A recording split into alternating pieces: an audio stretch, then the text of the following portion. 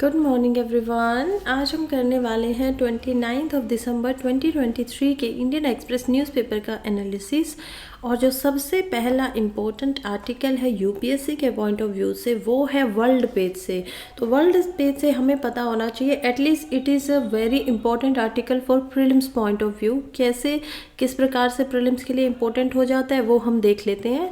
देखिए, हमें लगातार पता है कि हाउती का जो एक ईरान का ये हाउती ग्रुप है, हाउती के नाम से ग्रुप है जो कि रेबल ग्रुप है, राइट। मैं आप लोगों को बहुत दिनों से ये बात समझा रही हूँ, एटलीस्ट एक वीक से बार बार हम इसका इस्तेमाल कर रहे हैं। ये जो आपको रेबल ग्रुप दिख रहा है ये उन देशों को, आप लोगों को पता है कि किस प्रकार से ईरान यहाँ ऊपर लगता है और इधर हम देख पाएंगे सऊदी अरेबिया वाले इन नेशंस को, और फिर यहाँ से होते हुए यहाँ पर है गल्फ ऑफ ओमान, और ये सारी बातें आपको समझ में आएंगी। और ये जो ईरान का देश है इसी के बीच में से यहाँ पे होते हुए रेड सी, राइट। तो रेड सी के अंदर ये लोग यहाँ पर अच्छे से अपना जो इनका एक पॉइंट है या फिर एक लोग ये यहाँ तक रीच बना सकते हैं वो कर सकते हैं। तो इसी में हमने देखा कि जब वेस्टर्न ओशन होता है इंडिया का, तो इंडियन ओशन का जो वेस्टर्न पार्ट है वहाँ पर ईरान का ये हाउती ग्रुप लगातार उन देशों के शिप्स के ऊपर ड्रोन से हमले कर रहा है जो जो इनके अकॉर्डिंग इनको ऐसा लगता है कि वॉर के अंदर इजराइल के साथ खड़े हुए हैं। ये किसका मानना है? इनका मानना है। ये ऐसा जरूरी नहीं है कि ऐसा सच्चाई हो, जरूरी नहीं है कि वो कंट्री सच में इजराइल का साथ दे रहे हो। अब इसी से बहुत सारे देश परेशान हो गए थे, ऑब्वियस सी बात है, सब लोग परेशान तो होंगे ही। बिलियंस का यहाँ पर ट्रेड होता है, अगर आप उस चीज़ को यहाँ पर हिंडर करेंगे, रोकेंगे, होल्ड करेंगे तो सभी देशों को, एटलीस्ट जिनका नुकसान हो रहा है उनको तो परेशानी देखने को मिलेगी ही। और इसमें जो सबसे ज़्यादा परेशान हुआ वो हुआ अमेरिका, क्योंकि सब जानते हैं कि अमेरिका तो सच में बहुत ही खुले रूप से इजराइल के साथ खड़ा हुआ है। इसीलिए अमेरिका और 20 कंट्रीज़ के साथ जुड़ा। उन्होंने ऐसा बोला कि देखिए, हम आप लोग हमारे साथ आइए और हम लोग यहाँ पे एक ऑपरेशन चलाते हैं। क्या नाम है उस ऑपरेशन का? यही ऑपरेशन है जो सबसे इम्पोर्टेंट है प्रीलिम्स पॉइंट ऑफ व्यू से। ये ऑपरेशन होगा ऑपरेशन प्रॉस्पेरिटी गार्डियन। तो क्या कह रहे हैं कि जो समृद्धि होती है उसके रक्षक जो होंगे वो ऑपरेशन हम लोग यहाँ पर कर रहे हैं। तो रक्षक क्या हो गया? गार्डियंस, वो यहाँ पर रक्षक हो गए, और ये रक्षक होंगे मैरीटाइम फोर्स के रूप में। जैसे आपने यूएन की पीस, आपने आर्मी देखा होगा या पुलिस को देखा होगा, उसी प्रकार से यहाँ पर ये एक नए प्रकार से यहाँ पर एक मैरीटाइम फोर्स यहाँ पर बनेगी जिसमें अलग अलग कंट्रीज़ के सोल्जर्स होंगे और ये इस एरिया की सिक्योरिटी करेंगे हर चीज़ से, चाहे वो ड्रोन का अटैक हो या चाहे फिर वो अलग किसी और प्रकार का अटैक किया जाए। अब यहाँ पर नई खबर क्या आई है, देखिए ये मैंने आप लोगों को थोड़ा सा रिवीजन करवा दिया है कि कॉन्टेक्स्ट क्या है खबर का। अब हम न्यूज़ पे जाकर देखते हैं कि यूएसए के साथ जिन जिन 20 कंट्रीज़ की यूएसए ने बोला था कि मेरे साथ जुड़े हुए हैं, उनमें से कुछ कंट्रीज़ ने स्टेप बैक ले लिया है, वो कंट्रीज़ पीछे हट गई हैं। और उनमें से 2 एग्जाम्पल आप देख पाएंगे, फ्रांस प्लस स्पेन का। यूरोप की बहुत ही सबसे जो वेस्टर्न कंट्रीज़ मानी जा सकती हैं वो ये कंट्रीज़ हैं दोनों, और दोनों ही कंट्रीज़ ने यहाँ पर शायद वॉर की वजह से अपने स्टेप बैक कर लिए हैं। और इसी तरीके से इसी वजह से अमेरिका सिर्फ 12 में से 20 कंट्रीज़ का नाम यहाँ पर बोल पाया है कि ठीक है ये कंट्रीज़ यहाँ पर हैं। ऑल्दो इंडिया की अगर बात करें तो क्या इंडिया इसका मेंबर है? नहीं, अभी तक इंडिया इसका मेंबर नहीं है। हमारे पास ऑप्शन है कि इंडिया ज्वाइन करना चाहे तो बिल्कुल ज्वाइन कर सकता है, लेकिन इंडिया की तरफ से अभी तक ऐसी कोई ज्वाइनिंग की बात हमें पता नहीं चली है। नेक्स्ट खबर की तरफ चलते हैं जो कि है about US maintaining cold war mindset. तो चाइना की तरफ से ये है, और थोड़ा सा हमें पता होना चाहिए कि अभी चाइना के और यूएसए के रिश्ते जो थे वो थोड़े से ठीक हुए थे एपेक के बाद। और क्या है एपेक? एपेक एक आपकी ग्रुप है जो कि है एशिया पैसिफिक इकोनॉमिक कोऑपरेशन। इसके अंदर अलग अलग कंट्रीज जो होती है उनको इकोनॉमीज कहकर ही बोला जाता है। ये जो हुआ था ये सैन फ्रांसिस्को के अंदर हुआ था 1 महीने पहले। मैंने बहुत अच्छे से उस न्यूज़ को कवर किया है अपने ही इसी चैनल के ऊपर। और सैन फ्रांसिस्को के अंदर जाते हैं चाइना के यहाँ पर प्रेसिडेंट, और वो जाकर यूएस के प्रेसिडेंट जो बाइडेन से मिलते हैं, और इनके रिश्ते जो थे उनमें थोड़ी सी कहीं ना कहीं जो खटास या दरार जो एक ज़्यादा बड़े लेवल पर आ गई थी वो थोड़ी सी कम होती हुई दिखाई देती है, डिक्रीजिंग मैनर में दिखाई देती है, डिक्रीजिंग का साइन है। फिर हम देखते हैं कि अब क्या खबर आई है। अब जो चाइना के डिफेंस मिनिस्ट्री के स्पोक पर्सन है जिनका नाम है कोल वू क्वान, उन्होंने एक मीडिया कॉन्फ्रेंस किया है बीजिंग के अंदर। बीजिंग क्या है? चाइना की कैपिटल है। तो बीजिंग के अंदर जब वो ये करते हैं मीडिया कॉन्फ्रेंस, और तब वो कहीं ना कहीं यूएसए के ऊपर यहाँ पर इल्ज़ाम लगाते हैं और बोलते हैं कि यूएसए जो भी अभी कर रहा है आज भी वो कोल्ड वॉर के माइंडसेट के अंदर ही है। आप जब वर्ल्ड हिस्ट्री पढ़ेंगे तो समझेंगे कि कोल्ड वॉर टर्म क्या है, कि आप लगातार लड़ाई नहीं कर रहे हैं लेकिन सैंक्शंस का इस्तेमाल कर कर अपनी जो आपकी रुष्टता है, आप जो नाराज़गी है वो व्यतीत करते हैं। तो वो कोल्ड वॉर के रूप में देखी जा रही है, एक नए तरीके की वॉर जो कि सेकेंड वर्ल्ड वॉर के बाद उभर कर आती है। ओके, तो ये यहाँ पर एक खबर थी जो कि शायद बहुत पॉजिटिव नहीं होगी अमेरिका के साथ जो रिश्ते ठीक हुए थे उनको लेकर। खैर, नेक्स्ट हम आगे बढ़ते हैं और एक अच्छी खबर आती है फर्स्ट पेज पे, जो कि बात कर रही है कि जो इंडिया के 8 नेवी के एक्स मैन थे, ऑफिशियल मैन जो हमारे थे, उनको यहाँ पर आप लोग देख पाएंगे कि उनकी डेथ पेनल्टी यहाँ पर कम कर दी गई है, और या फिर मना कर दी गई है, रिड्यूस कर दी गई है। ऑल्दो वो लोग फ्री नहीं हुए हैं, गवर्नमेंट की तरफ से सिर्फ यही बात हुई है कि उनको फ्री नहीं किया गया है क्योंकि उनकी पनिशमेंट को कम किया गया है। अब इसको रिलेट करिए इंडिया के साथ कि इंडिया के जो प्रेसिडेंट है, जिस प्रकार से उनके अमीर के पास या सुप्रीम कोर्ट के पास ये पावर है कि वो सज़ा को कम कर सकते हैं, ऐसी ही कुछ पावर हमारे प्रेसिडेंट के पास भी है, राइट, जिसको आपको अलग अलग यहाँ पर फॉर्म्स में देखने को मिलेगा, जिसमें कहीं पर आपकी जो रिमिट हो जाती है आपकी पनिशमेंट, या फिर रिमिशन भी इसको बोल देते हैं। दूसरी जगह पे यहाँ पे क्या होता है, सस्पेंड कर दिया जाता है, बिल्कुल कि ख़त्म ही कर देते हैं। और कहीं कहीं पर स्पेशल फैक्ट के अंतर्गत ध्यान रखते हुए सज़ा को कम कर दिया जाता है। तो ऐसी ही पावर प्रेसिडेंट के पास होती है जिसके ऊपर कोई सुप्रीम कोर्ट या कोई भी अलग कंट्री का कोर्ट बाद में ये नहीं बोल सकता कि ऐसा क्यों किया गया। ऐसा ही कुछ यहाँ पर प्रदर्शन दिखाई दिया है। ऑल्दो वहाँ पर डेमोक्रेसी नहीं है, कतर के अंदर आप लोग पाएंगे कि मोनार्की सिस्टम काम करता है। आज भी वहाँ पर उनका अमीर जो है, या फिर अगर मैं आप लोगों को हमारी भाषा में समझाऊं तो वहाँ के जो राजा है एक तरीके से, उनके द्वारा ये लिया गया फैसला हो सकता है। फिर हम बात करते हैं कि मिनिस्ट्री ऑफ एक्सटर्नल अफेयर की तरफ से हमें ये न्यूज़ मिली है, और ये काफ़ी अच्छी खबर है उन परिवार वालों के लिए जो इसी उम्मीद में बैठे हुए थे कि कैसा कोई फैसला आए।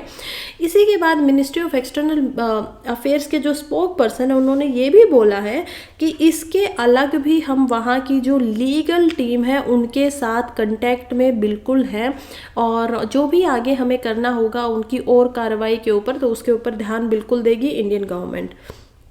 नेक्स्ट हम चलते हैं इजराइल एम्बेसी ब्लास्ट। हमने देखा था कि एक संगीत आदमी जो भी वो होता है, कोई आता है और इजराइल की जो न्यू दिल्ली के अंदर एम्बेसी है उसके बाहर आकर छोटे छोटे 2 ब्लास्ट कर देता है, जो कि काफ़ी लो फ्रीक्वेंसी के थे। उसी के साथ यहाँ पर थ्रेट लेटर भी मिलता है, धमकी भरा लेटर मिलता है कि इंडिया को अपनी पोजीशनिंग का थोड़ा ध्यान देना चाहिए, वरना इंडिया के अंदर ही यहाँ पर कहीं देखिएगा भुगतान ना करना पड़ जाए। और उसी के बाद से पुलिस जो है वो इसकी खोजबीन में लगी हुई है कि ये किसने किया है। सीबीआई तक यहाँ पर आ गई थी, सीसीटीवी कैमरेज का यहाँ पर इस्तेमाल किया गया, लेकिन इस समय में बहुत सारे लोग उसी घटना जो स्थल है वहाँ पर घूम रहे थे तो नहीं पता चल पाया। ऑल्दो अभी समझ में आया कि जामिया नगर से यहाँ पर एक ऐसा इंसान था जो ऑटो लेकर यहाँ पर आया, उसको अभी तक सस्पेक्ट माना जा रहा है, जो प्रॉपरली हिंदी नहीं बोल पा रहा था, यानी हिंदी ढंग से नहीं बोल पा रहा था। और ऐसा ही अभी तक पता चला है, इसके आगे हमें कुछ नहीं पता है कि क्या होने वाला है या कौन वो इंसान है। नेक्स्ट चलते हैं AI फॉर पीपल। यहाँ पर बात की गई है AI के लिए कि लोगों के हिसाब से उसको कैसे काम करना चाहिए, क्या क्या खतरे हैं, पोटेंशियल नेगलेक्ट रिस्क क्या क्या है, और डूम वॉइसिंग क्या हो रही है, साइडलाइन रेगुलेशन किया जा रहा है, क्रिटिसाइज किया जा रहा है, जो एनालिसिस रिवील्ड करते हैं उन सारी बातों को। लिखा गया है अनुपम गुहा द्वारा, बहुत हीट टॉपिक है। पक्का ये ऐसा हो सकता है कि इस बार के मेंस का जो आपका साइंस एंड टेक्नोलॉजी का पोर्शन है वहाँ पर आ जाए, क्योंकि पूरे इस एक साल में एआई के ऊपर बहुत सारी चीज़ें हो चुकी हैं। कभी ओपन एआई चैट जीटीपी का इंट्रोडक्शन हो जाता है, फिर ओपन एआई जो चैट जीटीपी को बनाने वाली कंपनी है वो उसके ऊपर यहाँ पर केस हो जाता है, कभी उनके सीईओ को निकाल दिया जाता है, बहुत सारी खबरें हैं। फिर गूगल, अमेजोन, ये सब अपने खुद के एआई को इंट्रोड्यूस कर देते हैं। तो ये सारी जो चीज़ें हैं ये बिल्कुल इंडिकेशन दे रही है कि काफ़ी हीटी टॉपिक है। ढंग से इसको प्रिपेयर करिए, समझिए, क्योंकि सवाल आने की संभावना काफ़ी ज़्यादा है। देखिए, देखते हैं कि 2023 का हम पर्सपेक्टिव ले तो पूरा साल ऐसा रहा है कि एआई के लिए बहुत ही एक बोलेंगे तो प्रोग्रेसिव ईयर यहाँ पर देखा जा सकता है। बहुत सारी प्रोग्रेस यहाँ पर एआई में देखी गई है ओपन एआई के होते हुए, और इसी से डरते हुए भी कभी अमेजोन की तरफ से उनका बार्ड नाम का यहाँ पर चैट बोट आ जाता है, कभी गूगल की तरफ से उनका चैट बोट आ जाता है। सबसे पहले चैट जीटीपी आता है, जो कि कॉपीराइट जैसे इश्यूज के ऊपर बहुत ज़्यादा अभी भी उसके ऊपर केस कर दिया गया है न्यूयॉर्क के द्वारा, न्यूयॉर्क के कोर्ट में, कि वो लोग कॉपीराइट की जो एक इंटेलेक्चुअल प्रॉपर्टी होती है उन सारी सीमाओं को ख़त्म कर रहा है।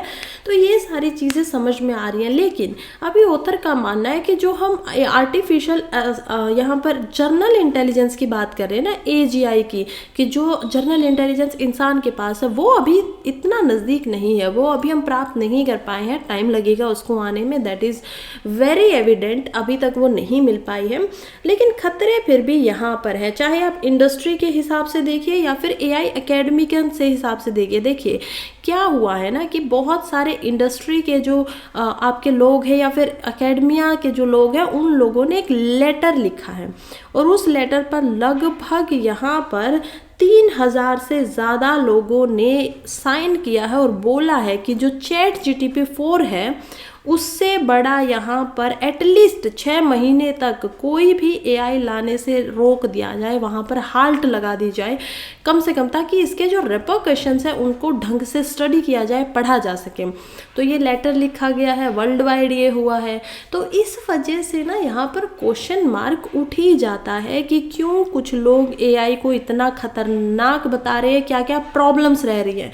ऑथर का मानना है कि यूएस के अंदर ऐसा कुछ किया नहीं गया, रेगुलेशन की बात चल रही है लगातार। सबसे पहले हमें पता है ब्रचली पार्क के अंदर यहाँ पर आपके जो ब्रिटेन की बात है या इंग्लैंड की बात है, वहाँ पर आप देख पाएंगे कि एक एआई की रेगुलेशन के लिए मीटिंग होती है, और उसी के बाद नेक्स्ट डे जाते ही यहाँ पर यूएसए की तरफ से एक बिल भी, एक्ट भी पास कर दिया जाता है, कानून भी ला दिया जाता है। सबसे पहली कंट्री वो बन जाता है कि मैं एआई को रेगुलेट करूँगा। हम अपने जो भी आने वाले लोग होंगे, जो भी इन्वेंशन करता है वो हमें पहले पूरी जानकारी देंगे, इन्फॉर्मेशन देंगे, और उसके बाद गवर्नमेंट ये बताएगी कि इसको आप लोग इंट्रोड्यूस कर सकते हैं या नहीं कर सकते हैं। तो बहुत बड़ा मुद्दा ये रहा है।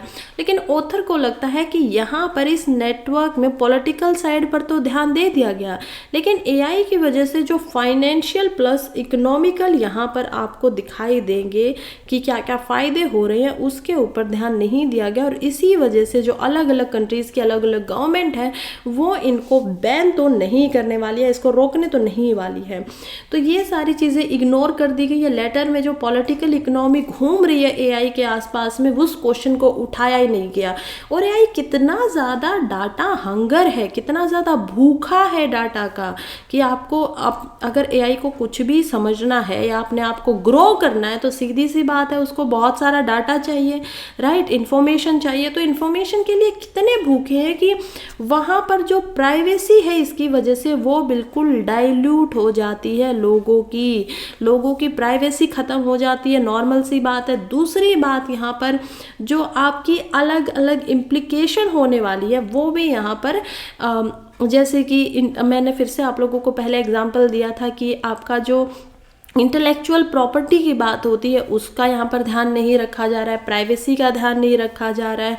इसके अलावा काफ़ी ओपेक वर्ण यहाँ पर बनाए गए, और ओपेक क्या होता है, धुंधला टाइप ऑफ या अनक्लियर इसको बोल सकते हैं कि काफ़ी अनक्लियर यहाँ पर इसके लिए कंडीशंस बनाई गई हैं कि इस वजह से वो यूज़ कर सकती है, इन चीज़ों का यूज़ नहीं कर सकती है एआई।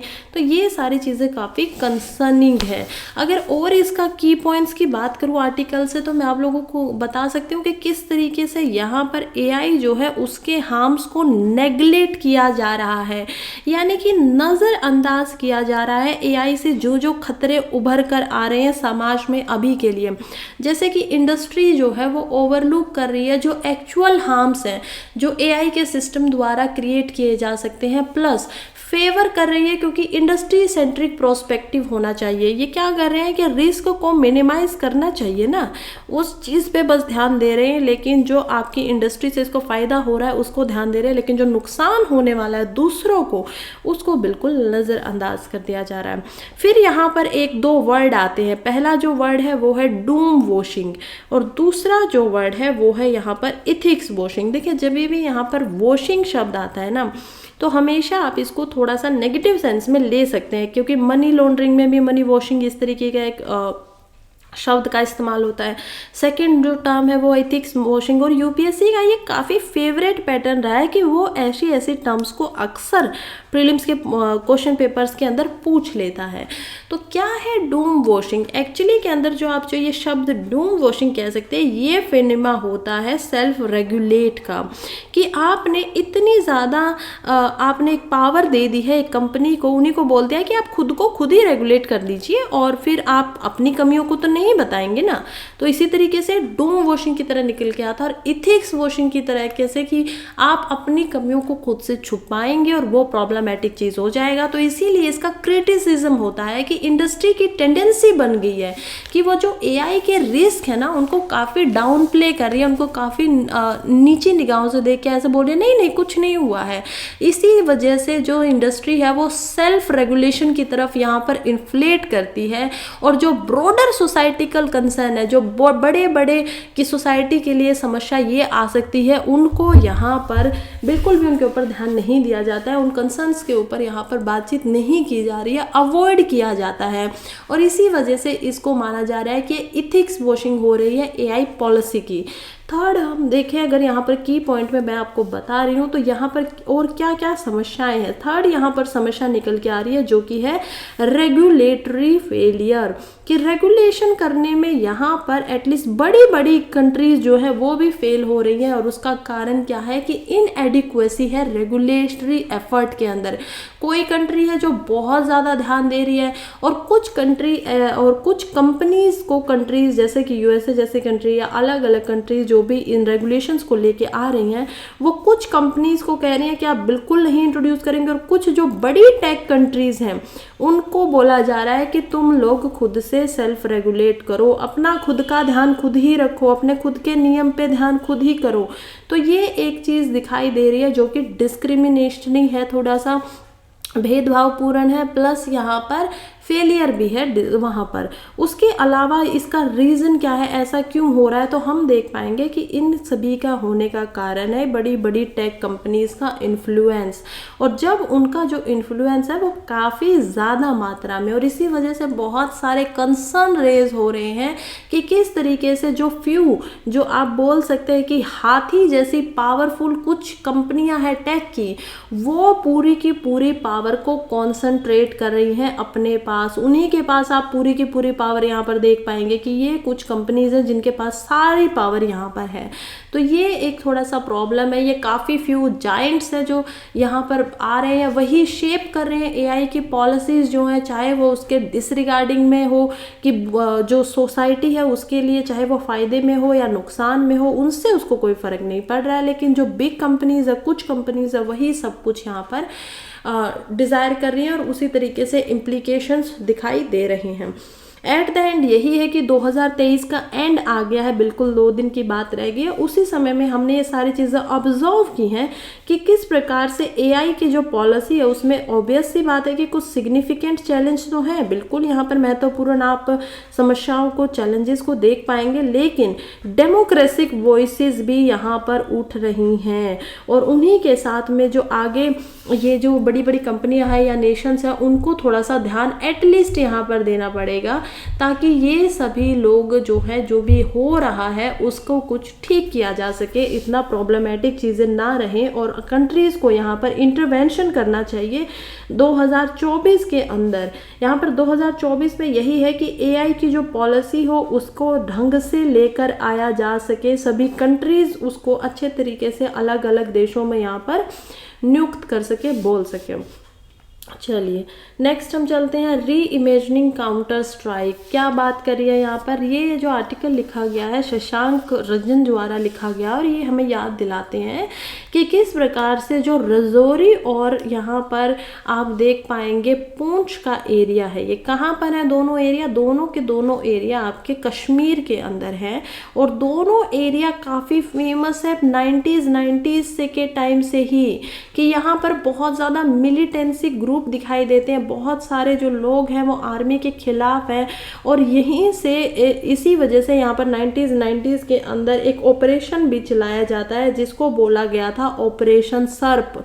क्या होता है ऑपरेशन सर्प? सर्प क्या होता है? सर्प होता है सांप। तो इसी ऑपरेशन के अंतर्गत यहाँ पर ये जो केसेस हुआ है अभी पूंछ के अंदर डिस्ट्रिक्ट के पास में, वहाँ पर हमारे जो आर्मी के सोल्जर्स थे उनके ऊपर छुप कर हमला किया गया और उनकी जान चली गई और उसी के बाद से यहाँ पर सिविलियन को उठाया गया, फिर उनके ऊपर कुछ टॉर्चर की बातें सामने आई और उसके बाद यहाँ पर डिफेंस मिनिस्टर राजनाथ सिंह उनके पास पहुंचे और आर्मी को भी समझाते हैं, फैमिली वालों को भी समझाते हैं, लोकल्स की, और उसी के बुनियाद के बाद में यहाँ पे कहते हैं कि ये कोई अभी नया चीज़ नहीं है, ये जो दोनों ही डिस्ट्रिक्ट है काफ़ी ज़्यादा फेमस है इस चीज़ के लिए और इसीलिए यहाँ पर ऑपरेशन सर्प जो पहले चलाया गया था उसके अंदर जो 2 कास्ट हैं यहाँ पर, खासकर गुज्जर और बकरवाला, तो ये जो 2 कास्ट हैं इन लोगों ने यहाँ पर बहुत साथ दिया था आर्मी का और ऐसे ही सपोर्ट नहीं किया था कि सिर्फ इंफॉर्मेशन दे दियो, नहीं, बल्कि जो कैंप्स यहाँ पर लगे हुए थे अलग अलग जगहों पे उनमें जाकर उन्होंने कंधे से कंधा मिलाकर लड़ाई लड़ी थी आर्मी के साथ।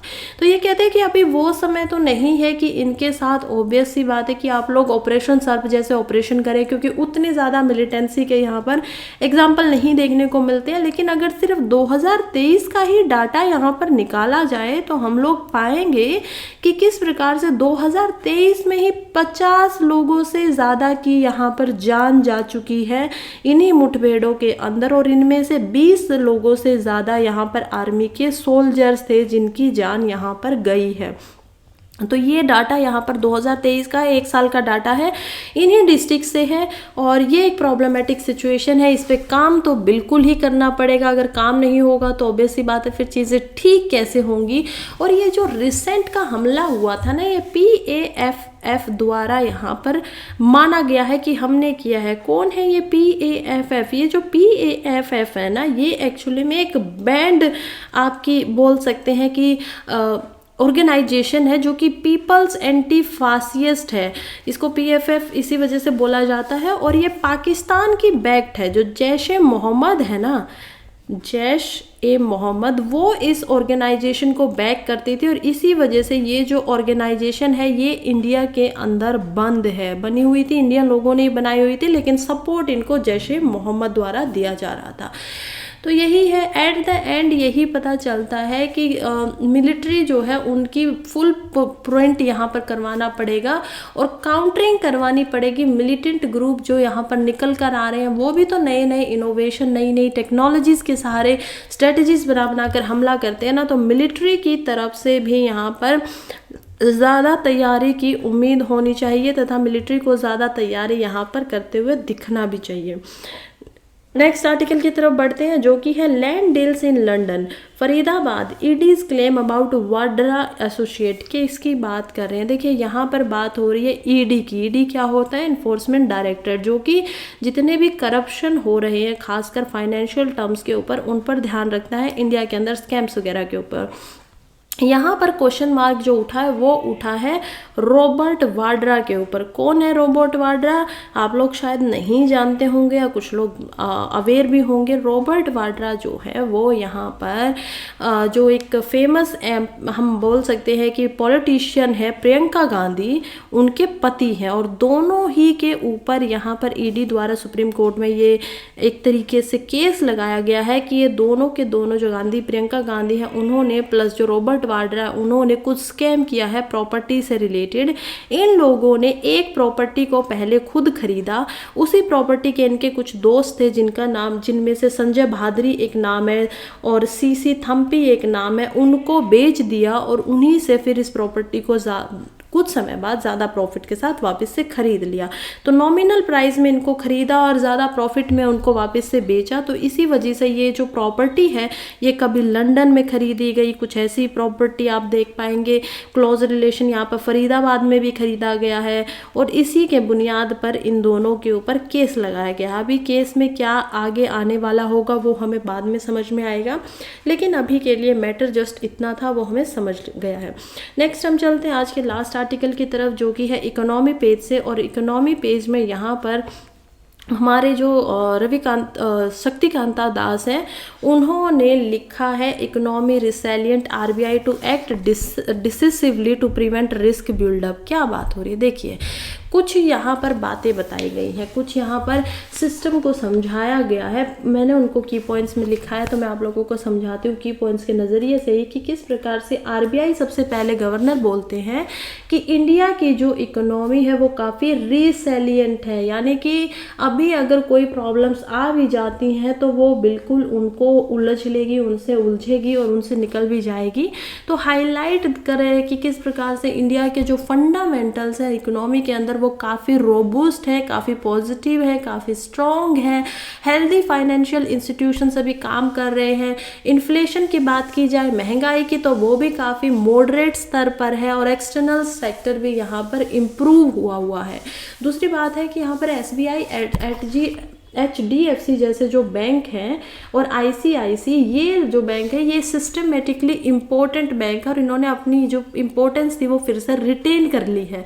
तो आरबीआई डेजिग्नेट कर रहा है इन बैंकों को कि ये काफ़ी डोमेस्टिक सिस्टमेटिकली इम्पोर्टेंट बैंक है। तो इनको क्या डेस्टिनेशन दी गई है? 3 बैंक की, इसको यहाँ पर SBI, HDFC और यहाँ पर ICICI। तो ये 3 बैंक है जिनको SBI ने बोला है domestically systematically important bank, DSIB। ये तो एक इकोनॉमिकल टर्म है, इसको भी ध्यान रखिएगा।